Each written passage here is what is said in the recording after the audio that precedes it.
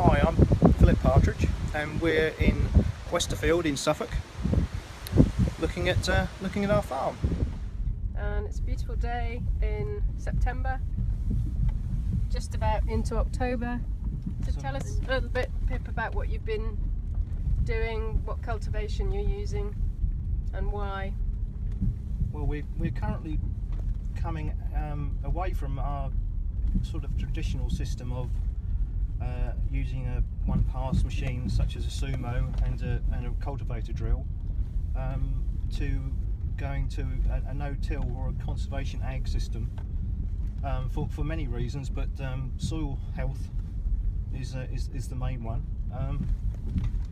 But we're very much in transition currently, so if we've got an issue with compaction, then we've been lucky enough to have a decent dry autumn to use a subsoiler or a sumo in appropriate places which don't have blackgrass pressure to break up a pan and try and get the soil into good health, good heart, so we can then treat it more gently going forward. So yeah, so that's really what we're doing. We're using a low disturbance subsoiler in places as well. We're just using a variety of means to try and get us into where we want to be. And what bits of kit are you using on the farm, Pip? Various things. We've got a sumo trio, which is very much from the old regime. A cousin's subsoiler with some low disturbance feet on it. There's still various old bits of cultivation equipment which are worth very little, so it's they still sit in the shed.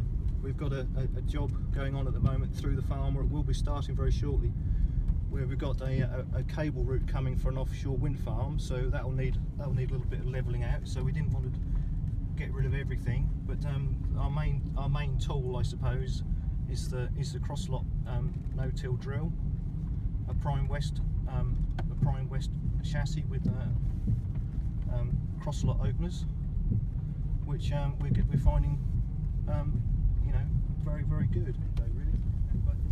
And tell us a little bit about the size of the farm and its location and soil type, if you would, please. Yeah, the farm, we're approximately 340 hectares of arable crops, with another 40 odd hectares of permanent pastures, some meadows down by the river, various nice bits and pieces of old grass. The farm is located 2 or 3 miles north of Ipswich, in the county of Suffolk. Predominantly the soil type is heavy clays, which are made up of Beckles series and Hanslope series clays, which are fairly moisture retentive. There's also some very good Melford series loams, which are nice, which we used to grow sugar beet on years ago. So they're good for beet. Yeah, so we've got a fair range. We've also got some really quite lighter pits on some hills on one end of the farm, which provides us with some lighter land, which gives us some different challenges and different options. Some of which is trying to reduce the amount of erosion, so that concentrates the mind when cultivation and that sort of thing comes into it. And can you explain a little bit about your rotation for this coming season, 16-17? This coming season, the acreage of winter cereals is going to be reduced. That I think probably a lot of guys will be under the same sort of thing with the amount of blackgrass pressure we saw this last spring. So we'll still be drilling some winter wheat, some winter rye, some winter barley, and some winter beans. But just about half of the farm will be just under half will be drilled in the spring. We will have some spring barley going in for to feed cattle, We'll be having some spring oats going in under contract to go to a mill.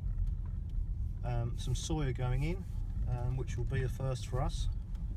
So we're a little bit nervous, but we feel we've got the right place and the right job for them. So yeah, please excuse the state of the farmyard.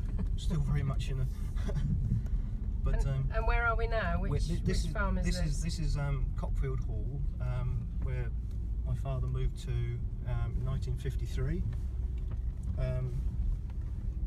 Right down in the village of Witnesham, right near a river. The River Finn runs through.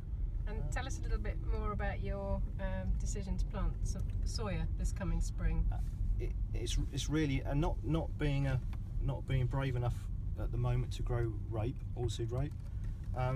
Again, we're looking for that always impossible thing to find, which is the alternative break crop, and one which you can drill in going into May. Seems quite a good one to look at to spread your workload, spread the ability to spray blackgrass. It's also looking like it's got quite a good price going ahead, but it won't be without risk. So let's keep everything crossed and see how we go. But I'm sure it's the right thing to do.